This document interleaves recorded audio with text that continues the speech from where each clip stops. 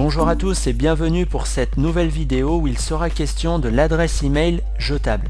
Alors qu'est-ce que c'est? Eh bien une adresse email jetable, c'est tout simplement une adresse électronique temporaire qui va être valide pour une durée généralement courte. Alors à quoi ça sert?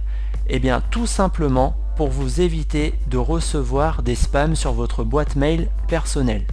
Vous allez me dire, mais pourquoi on reçoit des spams? En effet, sur la plupart des sites, on nous demande une adresse email au moment de l'inscription. Généralement, c'est peu risqué, donc on communique notre adresse email personnelle. Mais il faut savoir que sur certains sites peu scrupuleux, on revend votre adresse email à des sociétés. Ensuite, ces sociétés vont vous envoyer des courriers publicitaires intempestifs, c'est-à-dire des spams. Et là, il devient donc presque impossible de quitter les listes où est référencée et vendue votre adresse email personnelle. Donc, pour éviter tout ce genre de désagréments, on va utiliser une adresse email jetable. Vous allez me dire, oui, mais c'est très bien, mais quand est-ce qu'on peut utiliser une adresse email jetable et quand est-ce qu'il faut utiliser son adresse email personnelle? Eh bien en fait, c'est à vous de voir. Si vous avez besoin de communiquer votre adresse email pour recevoir des informations telles que une documentation gratuite et que vous ne souhaitez pas communiquer votre adresse email personnelle parce que votre demande va être ponctuelle, là ça peut être utile par exemple d'utiliser une adresse email jetable.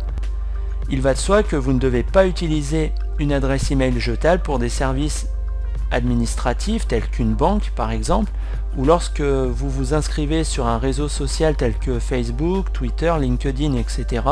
Là, c'est judicieux d'utiliser votre adresse email personnelle. Alors sur internet, on retrouve plusieurs sites qui proposent ce genre de service, donc de proposer une adresse email jetable. Et j'ai sélectionné deux sites. Alors on va regarder ensemble le premier site. Il s'agit de stop-my-spam.com. Alors voilà comment ça se présente. Vous avez ici au centre deux champs. Le premier qui s'intitule email et le deuxième durée. Donc dans le premier champ, vous inscrivez votre adresse email personnelle. Et dans le deuxième champ, vous sélectionnez la durée de vie de votre email jetable. Donc moi pour l'exemple, je vais choisir 1 heure, sachant que passé ce délai, mon adresse email jetable ne sera plus du tout valide. Alors pourquoi j'ai indiqué mon adresse email personnelle? Bien tout simplement parce que si je reçois des mails à partir de mon adresse email jetable, il faut bien que je les reçoive sur une boîte mail. Donc dans ce cas, je vais recevoir mes mails sur ma boîte personnelle. Mais vous allez me dire, oui mais dans ce cas-là, je risque de recevoir des spams. Alors c'est vrai, vous risquez d'en recevoir, mais vous savez que passé le délai d'1 heure, un jour ou une semaine, voire un mois, après c'est terminé, vous ne recevrez plus de spam. Donc vous cliquez sur email temporaire, et là vous avez donc l'adresse email jetable que vous allez utiliser pour vous inscrire sur des sites qui vous inspirent pas trop confiance ou des sites sur lesquels vous avez besoin d'utiliser ponctuellement leur service. Maintenant on va se rendre sur le deuxième site que j'ai sélectionné, c'est yopmail.com.